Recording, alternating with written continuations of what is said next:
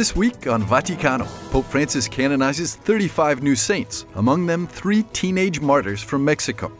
Discover the story of the woman who owes her life to one of the newly proclaimed saints. And follow us into the world of Russian icons. For this and more, Vaticano starts now.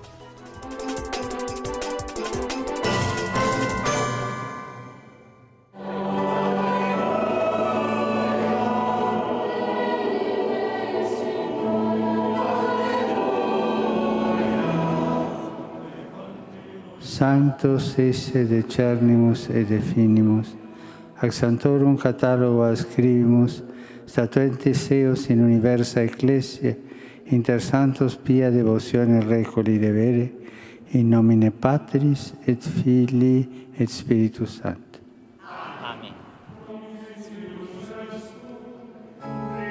On Sunday, October the 15th, Pope Francis canonized 35 new saints, the majority of whom are martyrs.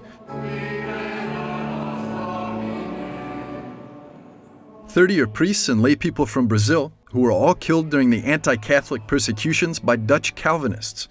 3 are indigenous children from Mexico, Cristobal, Antonio, and Juan, and there were also an Italian priest, Father Angelo Dacri, and a Spanish priest, Father Faustino Miguez.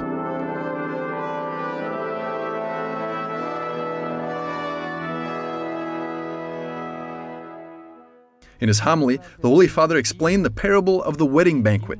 He said that those who were invited to the wedding but didn't attend did so out of a selfish kind of love. This love prefers having something rather than risking. Pope Francis said that today's saints show the opposite example. I santi canonizzati oggi, The saints who were canonized today, and especially the many martyrs, point the way. They did not say a fleeting yes to love. They said yes with their lives and to the end. The robe they wore daily was the love of Jesus, that mad love that loved us to the end and offered his forgiveness and his robe to those who crucified him.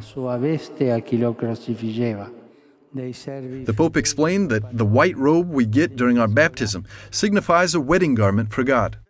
We should ask for the grace to be able to decide daily to put on this garment and to keep it spotless, as the newly proclaimed saints did. There were about 35,000 people from all over the globe in St. Peter's Square celebrating the canonization Mass.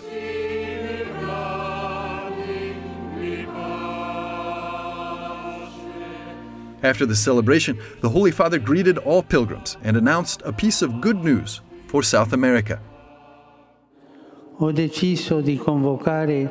I have decided to convene a special assembly of the Synod of Bishops for the Pan-Amazon region, which will take place in Rome in the month of October 2019. The main purpose of this gathering will be to identify new paths for the evangelization of that portion of God's people, with particular attention to the indigenous people.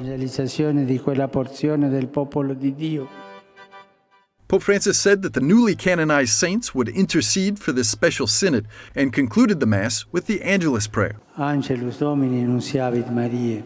Et concepit Spiritus Sancti.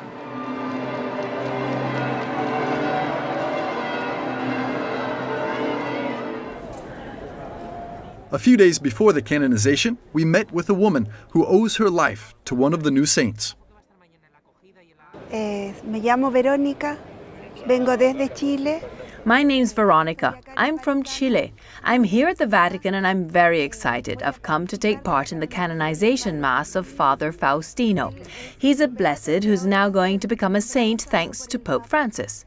Father Faustino interceded with God so that I could live and be here today enjoying this beautiful occasion with all these people. Veronica was pregnant with her 4th baby when one day she felt a strong pain and was immediately transferred to the hospital. The prognosis put her at a high risk of death. The doctors performed an emergency cesarean section and her son Sebastian was finally born. But Veronica was in very poor condition. Soon she fell into a coma and after 3 months the doctors declared her neurologically brain dead. Sentía que algo me ponían aquí en el pecho. I felt something being put here on my breast, something very strong, very strong. I can't explain it, but it was like this energy that burned right here, a warm energy, but that strangely enough wasn't at all painful. While this was happening, Veronica's husband, Pedro Núñez, along with their 3 daughters, were making their way to the hospital to say a final goodbye. On their way, they stopped at a chapel to entrust the health of Veronica to Father Faustino Miguez, whose image was in the chapel.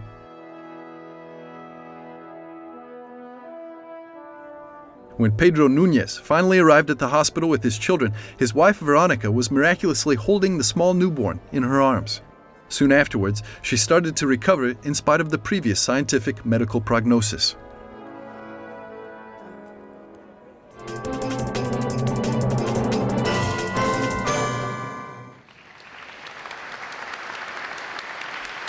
The Special Olympics celebrated their 50th anniversary in Rome on October the 12th through the 15th. One of the highlights of the event was meeting Pope Francis. Voi siete simbolo. You are the symbol of a sport that opens eyes and hearts to the value and dignity of individuals and people who would otherwise be subject to prejudice and exclusion.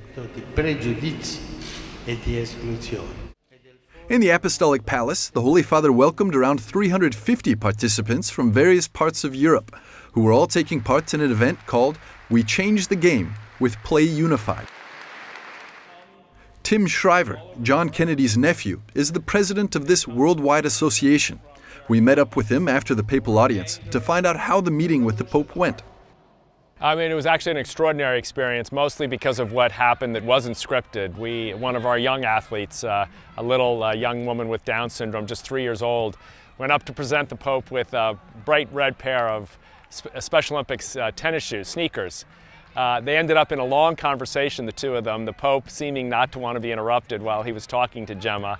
And then the next thing you know, Gemma is up sitting next to him on the dais as he delivered remarks and gave his blessing, displacing one of the wonderful bishops who normally would sit there. The Kennedy family has been the founding and driving force behind the Special Olympics. The first international game took place at Soldier Field in Chicago in July of 1968 and was organized by Timothy's mother, Eunice Kennedy Shriver. The Special Olympics experience is all about bridging that, allowing the athlete to come to the center of our attention so that he or she can show us the gift of what it means to include. In this metaphor, the Special Olympics athlete becomes the teacher, the prophet, the icon of inclusion. And as I said to the Holy Father, our athletes can show us how to include all kinds of people. Not just people with intellectual disabilities, which is what we do, but also all kinds of people who are struggling to be included in societies all around the world. The game was played at the Knights of Columbus soccer field in Rome.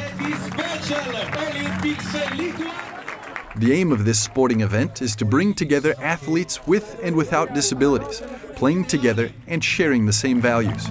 Today, the Special Olympics count 4 million athletes in 172 nations.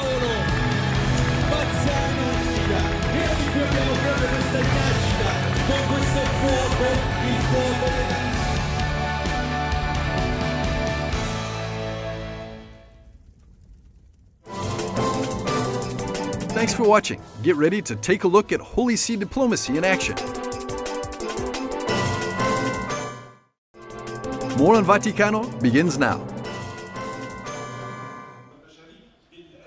Early October, here at the UN Geneva, an international group of experts held this seminar on the implementation of effective safeguards to prevent torture and inhuman, degrading treatment or punishment during police custody and pre-trial detention.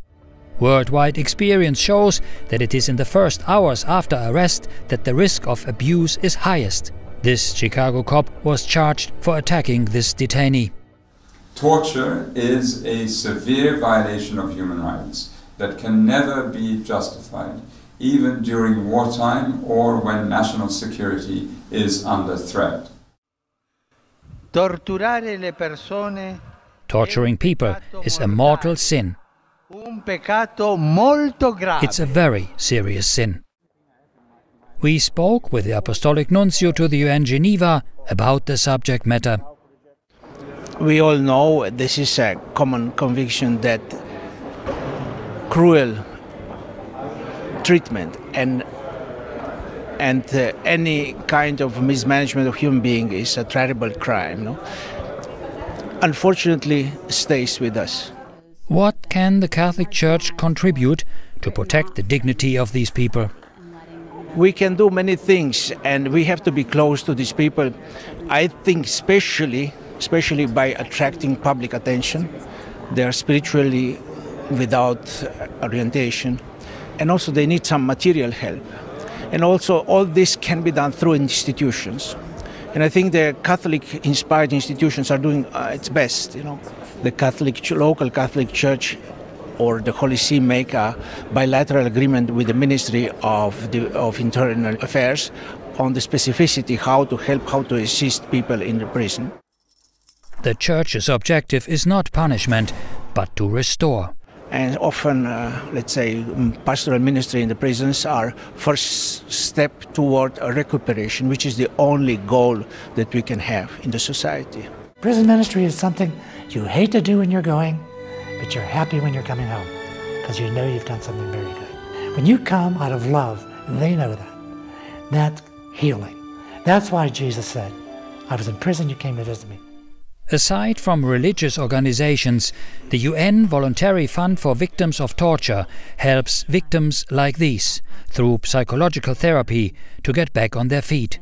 The International Covenant on Civil and Political Rights and the Convention Against Torture prohibit the use of torture and instead aims to provide protection for persons deprived of their liberty. The seminar also highlighted the lack of registration systems and access by detainees to independent medical examination or to their family. The seminar participants now prepare and publish a summary report on the outcome of their meeting. The summary report will also be submitted to the next Human Rights Council session.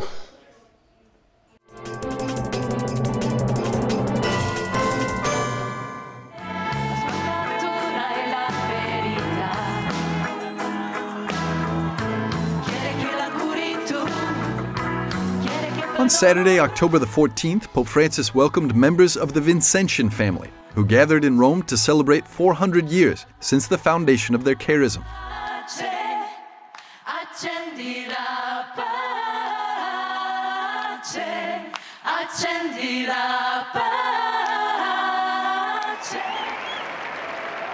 Oggi vorrei incoraggiarvi a proseguire questo cammino.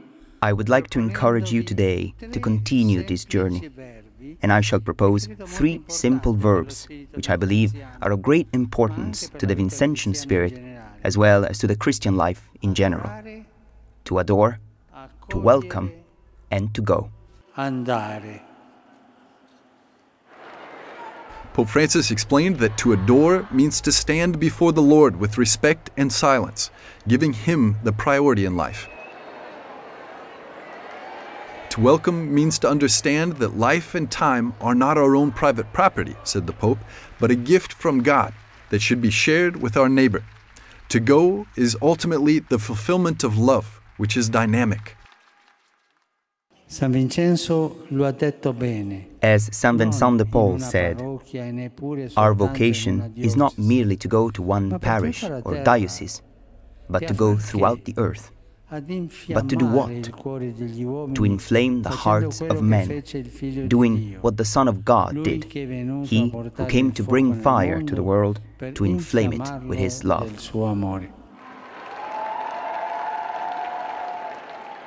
Oh my goodness, we kind of joke and say he really should be a Vincentian. I mean, he just has that love of the poor, that beat in the heart of St. Vincent and his followers. And it is such an encouragement for us. Father Joseph Agostino is the international coordinator for the Vincentian Family Office. This year, the Vincentians held a 4-day symposium in Rome on the theme, I was a stranger and you welcomed me. The heart of the charism is the service of the poor and finding Jesus in that experience. Cari fratelli e sorelle. Dear brothers and sisters, I thank you for moving in the streets of the world as Saint Vincent would ask you today. I hope you will never stop, and that you will continue every day to draw the love of God from the adoration and spread it in the world through the good contagion of charity, availability, and concord. Della disponibilità, della concordia. The Vincentian family finds its roots in St. Vincent de Paul 400 years ago. The movement has grown over the years, and today over 2 million people, and about 100 formal branches and institutes, congregations and lay associations serve the Church worldwide. Throughout these 400 years, thousands of people have started following the Vincentian charism.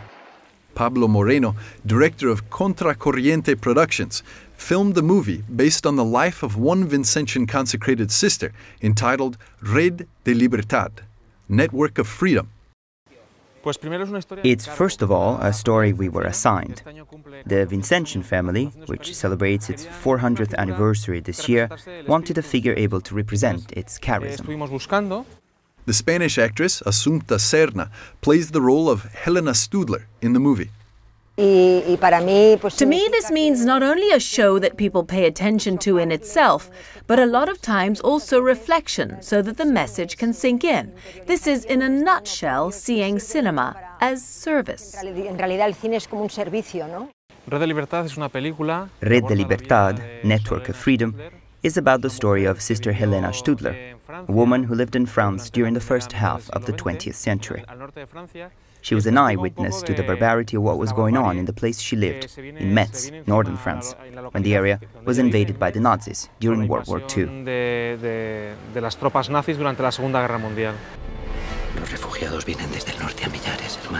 It's basically the need to spread a story, which is, when you think about it, that of a wonderful heroine who saved 2,000 people thanks to an incredible network of freedom. A woman who fought against a whole world war and against power. Our aim is not to fight, nor is it to indoctrinate or to convert people. We would like to tell stories that matter, that may speak from heart to heart, because I believe this is more important than anything else.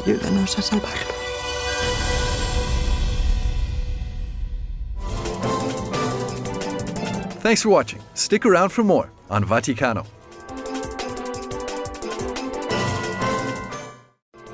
Welcome back. You're watching Vaticano. All roads lead to Rome, goes the ancient proverb. And indeed, Rome has once again become a crossroads of cultures and the meeting point of East and West. From October the 10th to December the 3rd, the Museum of Rome is hosting an exhibition dedicated to the Russian icon, called Mercy and Prayer. The event celebrates 25 years of diplomatic ties between the Order of Malta and the Russian Federation. The Italians, the members of the Order of Malta, the Roman City Council and the Vatican authorities understand the great spiritual significance of this exhibition. It symbolizes not only Christian values, but also the best feelings that the Orthodox have towards the Vatican, the Italians, and all Catholics. And these feelings are all embodied in this exhibition. Diplomatic relations between the Order of Malta and Russia started 320 years ago. Throughout the years, they've been cut and restarted, but the friendship has lasted. This rapport has brought Russia Western European art and hospital systems, while the country has become one of the main patrons of the order. Once, Russia even saved the order from falling apart during the Napoleonic invasion. The head of the scientific department of the Museum of the Russian Icon, Yulia Busukina, explains how this exhibition was organized. It's organized chronologically. We chose icons from the end of the 17th and 19th centuries, which are characterized by the particularly close relations between Russia and the Order of Malta. The oldest icon, Theotokos Odogetria of Shriver, has become the symbol of the exhibition. Odogetria is a Greek word that means the one who shows the way. And so we will start our tour from this icon. The restrained color of the icon, built on a combination of warm brown shades with cinnabar and blue, is typical of the works of the Russian provinces. This icon is the best example of the pure Russian style without any Western influence. This icon is also considered to be miraculous. The curator of the project, Lilia Yevseva, tells us the story behind it.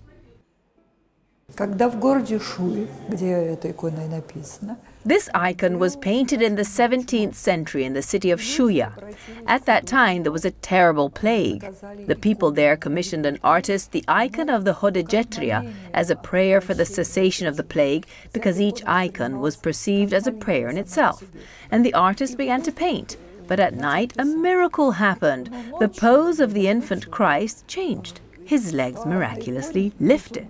So the painter tried to fix it, but he couldn't. So legend has it that the artist finally gave up and left it like that, and from that time on, this type of iconography started to be called Mother of Hodegetria Shuiskaya. Soon afterwards, the plague subsided, and the icon became famous, and people started to consider it miraculous.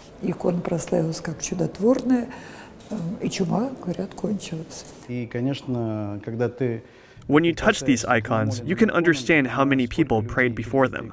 They wept and rejoiced and thanked the icons for the help that they gave them in their lives.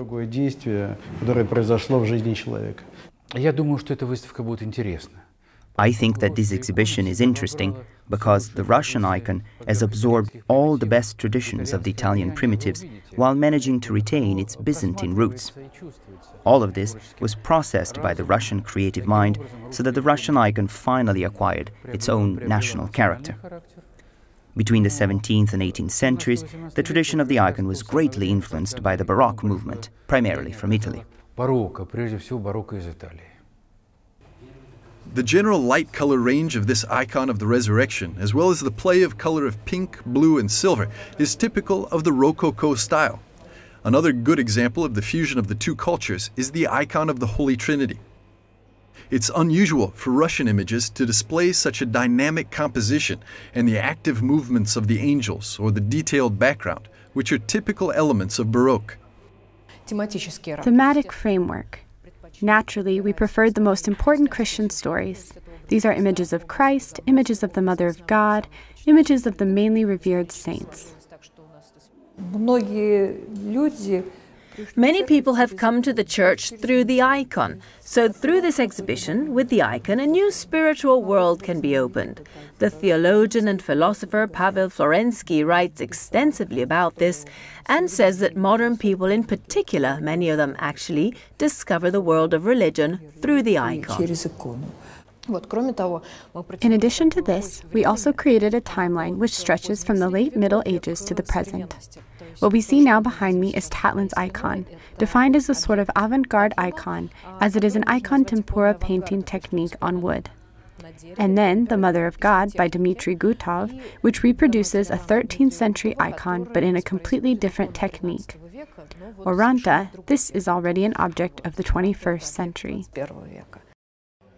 This image could be called an icon of the vanguard, as it marks the period of the Soviet iconoclast, when what was not destroyed was sold and taken out of Russia. In 1916, the year that the icon was signed, the last Russian emperor was still alive, but it was a time when the statehood was already destroyed, and it was clear that Russia would never be the same again. This is the era of the avant-garde. This is an era of very intense development of forms, of trends and styles in art, very tragic in nature, but at the same time very rich in creativity. Mikhail Abramov started collecting icons in the early 2000s. He then decided to create a museum, which soon became a genuine depository of the works of the old Russian art. The Museum of the Russian Icon is entirely free to visitors. 85% of all the works collected here, and we're talking about 5,000 units. Everything has been returned from abroad, bought at auctions from private collectors. Today, the museum counts 12 rooms where from Byzantium until the end of the 20th century, the whole history of icons is told.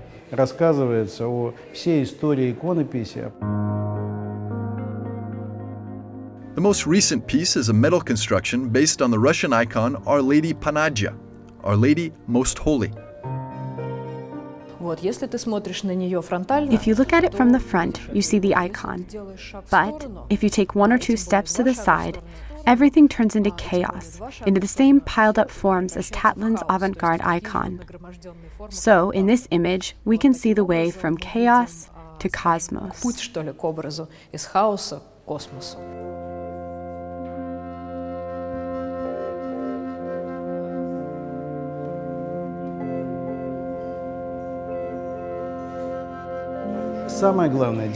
Private initiative is fundamental. It should not be up to politicians or presidents of countries to do good deeds like these. Every person should do some kind of good work, no matter what. And this is the only way we can create a good world and a correct existence on this wonderful planet of ours.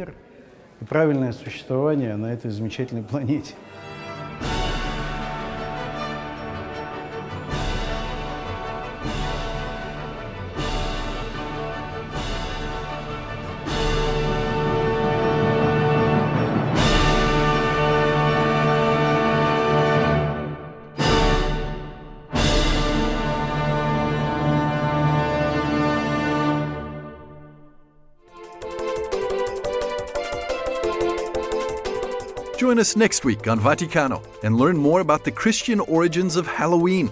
Thanks for watching.